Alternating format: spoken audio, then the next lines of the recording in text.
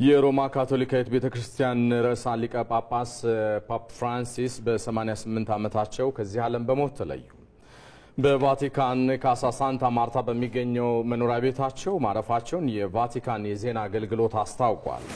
ከሰዓታት በፊት ብፁዕ ካርዲናል ፋሬል የርዕሰ ሊቃነ ጳጳስ ፖፕ ፍራንሲስ ሞትን በተመለከተም ሕይወታቸውን በሙሉ ለቤተክርስቲያን አገልግሎት የሰጡ ነበሩ በማለት በሐዘን መግለጫቸው ተናግረዋል።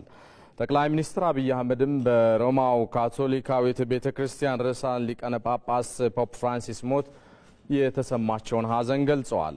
የርህራሄ ትህትናና የሰው ልጅ አገልጋይነት ምግባራቸው ለትውልድ የሚሻገር ውርስ ነው ብለዋል። ጠቅላይ ሚኒስትር አብይ አህመድ ባስተላለፉት የሐዘን መግለጫ ዘላለማዊ ረፍትን በመመኘት ጭምር ፖፕ ፍራንሲስ በሮም በቅዱስ ጴጥሮስ አደባባይ በመገኘት በሺዎች ለሚቆጠሩ ምዕመናን እንኳን አደረሳችሁ መልእክት ካስተላለፉ ከአንድ ቀን በኋላ ስለማረፋቸው ነው የተሰማው።